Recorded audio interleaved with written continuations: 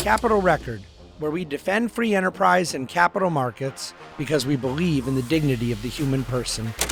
Hello and welcome to David Bonson's Capital Record, brought to you by National Review. And I think that we are still in the mode here at Capital Record where it's appropriate for us to be talking a little bit more about the tariffs. And even though I've already said most of what I want to say at a high level, just in terms of my own kind of principle based critique, both of tariffs in general and particularly protectionism, and then, of course, the fallacies around fear of trade deficits and a lot of the execution of what's gone on here, the disingenuity of hiding behind national security. So there's been a lot of different aspects. It's not one monolithic story. And I think I've covered 4 or 5 different angles in various past Capital Record episodes. I have no more interest in talking about this week after week. Normally we're doing 2 episodes a week, then you probably want to hear such. But it is a big story. There is a lot of economic lessons to be learned out of it. So I got to kind of go where the hockey puck is going. And the fact of the matter is, we've done plenty of other Capital Record episodes over those last couple months, not related to tariffs as well. But it's a significant story, and it really does tee up the ability for us to learn other things. And there's also just adjacent stories, like the episode we did about the dollar. I think recently my talk about the dollar there, it was sort of teed up in the grand picture of what this administration's objectives may or may not be with, yes, trade, but also currency as a means of allegedly trying to help working class people. And that was somewhat separate from tariffs, but connected because it still gets down to this issue of central planners wanting to kind of impact the economy, steward the economy, guide the economy from the perch of this high level Washington, D.C. based wisdom that trumps the wisdom of markets. And that is no pun intended, but I can't change his last name there. The issue that really inspired today's episode is the kind of interesting development with Amazon coming out and saying that they were going to provide for customers who are online, the largest e-commerce website that's ever existed, buying things, and some of the prices are going to be higher. And Amazon was going to allegedly provide transparency around what portion of the price increase is a byproduct of tariff costs. And the White House went ballistic. And the White House press secretary took it as an act of aggression and thought that this was politically motivated. It caused President Trump to get on the phone himself with former CEO Jeff Bezos and was quite upset about this notion that it was perceived as being done for political embarrassment, like you're highlighting the cost of these tariffs to embarrass us. And then Amazon said, no, we're not doing this. And Bezos was on the phone with Trump and they worked it all out and so forth and so on. And so I think that there's a couple things I want to say about this.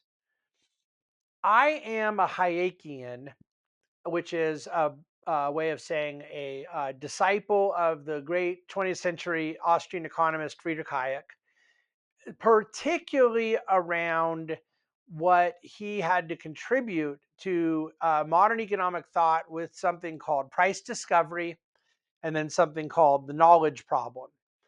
And so a lot of my economic framework stems from the belief that what he referred to as fatal conceit, that central planners lack the knowledge necessary because of the wide dispersion of knowledge.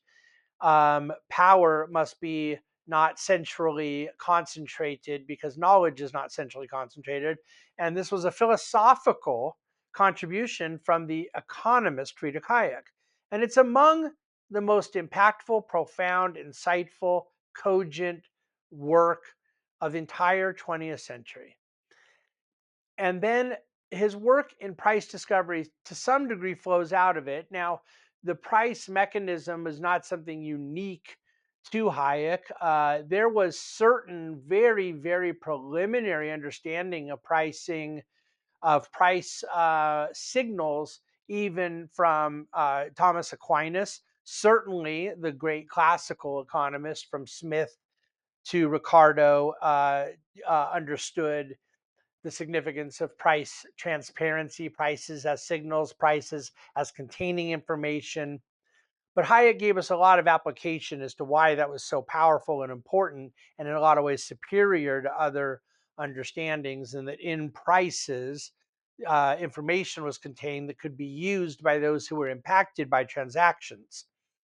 And this was essentially a bottom up and laissez faire application to classical economics. And this was all sort of um, stamped with an Austrian flavor. And it's the school of thought from which I come. And it's where I find Hayek at his best, around price discovery and around knowledge problem. But let me say this: the idea of conservatives who are Hayekian, that are against any level of price transparency, is utterly bizarre to me. But when we're outside the economic significance, where, to me, I generally oppose policies that exist for the purpose of covering up pricing, of making the way in which prices form organically harder to detect. I believe there's a lot of benefit out of the spontaneity of price action in a marketplace that is powerful information for economic calculation. But that's an economic belief. When you're talking about the political side, oftentimes those on the right have argued for transparency because of some moral claim that that people have a right to know how much they're paying for healthcare, how much they're paying for taxes. You go back over the last 20 years and just look at the various local, state, and federal initiatives that have existed for people on the right, rightly pushing for more transparency in healthcare costs, for more transparency in energy. When Governor Gavin Newsom wants to do crazy things, or demonize price gouging from evil corporate oil companies, and Republicans demand to show gasoline customers how much they're paying in taxes when we fight, sometimes on a bipartisan basis, for transparency on our utility bill. Show why electricity or gas prices have gone up and what the portion is of a local tax, of a school tax, of a state tax, of a this, so putting transparency around the taxes in energy, utility, health care, gasoline, these are things that we fought for because we rightly believe in it as a matter of transparency, as a matter of a certain political theory, and as a matter of price discovery, that we can get to a better point of calculation with incentives and understanding cost, understanding scale, resource allocation with better price awareness. Then to have a company say, we want to show the impact of tariff cost, and people on the right to go, oh, this is horrible. Why? They're demonizing. They're attacking us. I'm sorry. That's outrageous. The hypocrisy and the economic ignorance, the duncery of being opposed to that is absolutely outrageous. Now, here's what I'll say in fairness. If the intent was not to shine a light, and that the data would itself be objectionable or controversial, ambiguous, then I can't sign off on that. If the point was to go put up a number that you can't really have objective empirical support for, in terms of what tariff impact was into public pricing, and it's only being used as a political weapon, I can understand objecting to that. But that is not what the objection was. All of a sudden, a bunch of people on the MAGA populist right decided they were against transparency. They were against price discovery. They were against these things that in all other aspects of public life and the various economic processes, not to mention political theory we all of a sudden decided we were against, that we've been for in a million contexts over 100 years. Why would the White House be opposed to it? Why did the Trump administration come out and say we now need to really back off of a lot of the auto tariffs we had threatened? And why did he go to Michigan to say we're not going to do a bunch of these different tariffs? We've already talked in the past about why they backed off of some of the more burdensome costs around the technology sector, semiconductors, iPhone making, things like that. The very obvious answer is that we said to the American people that tariffs are going to make us money and make us rich and do all these good things. Tariffs are going to cost money. They are right now imposing a brutal cost on a lot of Americans, some of which will not survive it professionally. And the Trump administration is dealing with the reality not of a political popularity or unpopularity, and most certainly not Wall Street stock prices. That's been out there too. But I mean, on a Amazon checkout page, and when certain imported goods are going to cost more, and right now we're seeing this a lot with toys, with certain baby products, cribs, and so there's things that are not going to get in here, or things that do come in at a higher cost. These things are objectively linked to the higher cost imposition in the import export side of these transactions. And understandably, they don't want that information out. If I were Governor Newsom, I wouldn't want Americans seeing how much of their cost in fueling up it goes to him. And if I were the Public Utility Commission, and if I were the various municipalities and state actors involved in our local gas and electric bills, I wouldn't want people knowing how much goes to them. And when you look at your property tax bill, I wouldn't want people knowing how much went for this boondoggle here and this project there and all that kind of stuff. Um, you get into the healthcare side. We're so critical of insurance companies that we don't have transparency.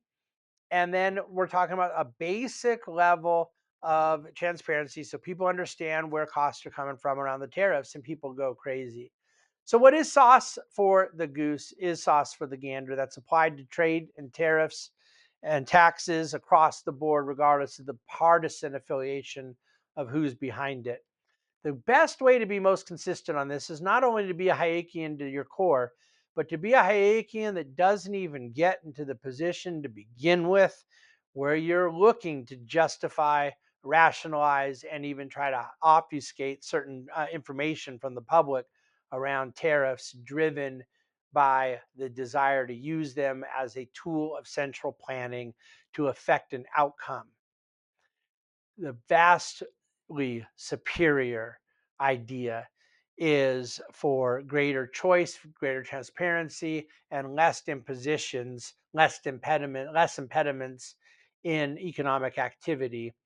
That goes against the current populist idea, and particularly the application out of that idea right now before us with tariffs. I'm going to leave it there for this episode of Capital Record. This little fight with Amazon or Bezos and President Trump and the White House appears to have gone away, but it revealed a bigger issue that I think was worth our time today in David Monson's Capital Record. Thanks as always for listening and watching. Send your feedback, and please do forward the podcast to every person you know who you think would like to learn first principles when they think about matters of economics, economic theory, and most importantly, our general quest for a free and virtuous society. Thanks so much.